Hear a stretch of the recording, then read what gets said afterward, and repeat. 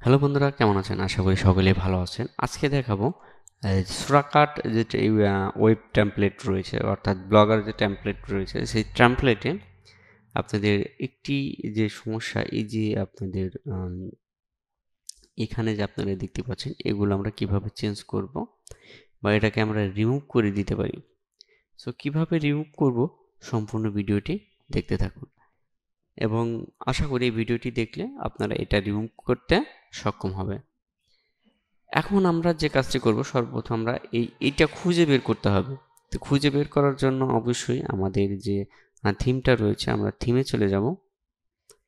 থিমে আসার পর এখান থেকে আমি একটু ইংলিশ পড়ে দিই, তাহলে আপনাদের এটা বোঝার ক্ষেত্রে সুবিধা হবে। ওকে, এখানে দেখতেছেন আমাদের থিম রয়েছে, থিমে আমরা ক্লিক করে দিলাম এবং এখান থেকে আমরা এডিট HTML এ ক্লিক করে দিলাম। আসলে যে এই যে টেমপ্লেট রয়েছে, টেমপ্লেটের মধ্যে কিন্তু সব কিছু রয়েছে। এখন আমাদের যে কাজটি করতে হবে, ধরুন যে এই লেখাটি আমরা একটু কপি করব। সো এখান থেকে আমি এটা রিলোড দিই।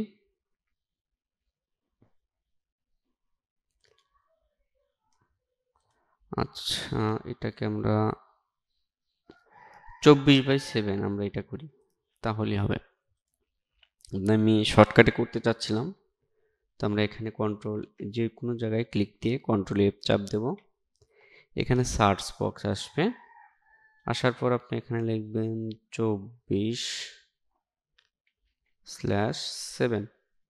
এখন যদি আপনি ইন্টার দেন, সেক্ষেত্রে আপনারা একটু নিচে নামলে দেখতে পারবেন যে এই যে আমাদের 24/7 এটা কিন্তু চলে এসেছে। আচ্ছা, এখন আমরা যে কাজটি করব, আমরা এটাকে রিমুভ করে দিয়ে দেখি যে আসলে এটি রিমুভ হয় কিনা। সো এখান থেকে আমরা আমাদের কয়টি রয়েছে, একটা, আমরা প্রথমটা রিমুভ করে দিই, তাহলে কিন্তু আমাদের, আচ্ছা আমরা দ্বিতীয়টা রিমুভ করি, যে এখান থেকে ফার্স্ট থেকে আমরা ইন পর্যন্ত, ফার্স্ট থেকে ইন পর্যন্ত আমরা এটাকে ডিলিট করে দিলাম।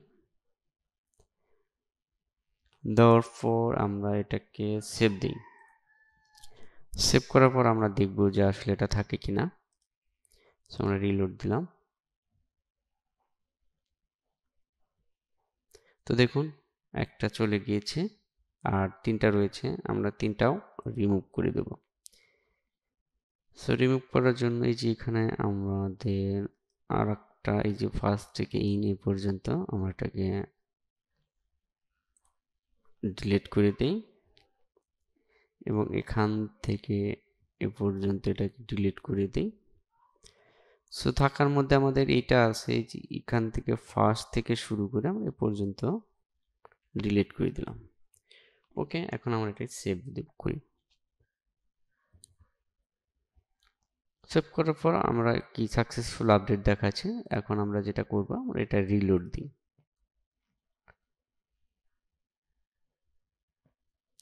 দেখুন, তিনটায় চলে গিয়েছে।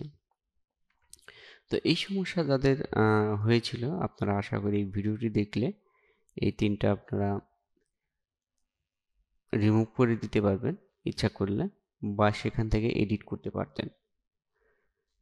সো গাইস, ভিডিওটি যদি ভালো লেগে থাকে অবশ্যই সাবস্ক্রাইব করে আমাদের পাশে থাকবেন। নেক্সট টাইমে নতুন নতুন ভিডিও নিয়ে আসবো। সো ততক্ষণ পর্যন্ত ভালো থাকুন, সুস্থ থাকুন, আল্লাহ হাফেজ।